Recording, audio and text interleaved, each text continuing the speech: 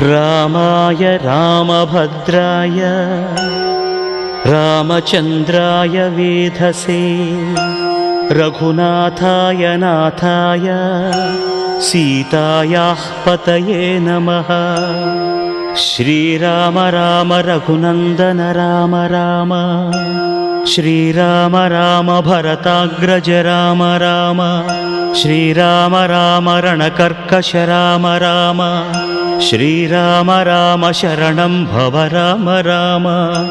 श्रीरामचन्द्र चरणौ मनसा स्मरामि श्रीरामचन्द्र चरणौ वचसा गृह्णामि श्रीरामचन्द्र चरणौ शिरसा नमामि श्रीरामचन्द्र चरणौ शरणं प्रपद्ये। माता रामो मत्पिता रामचन्द्रः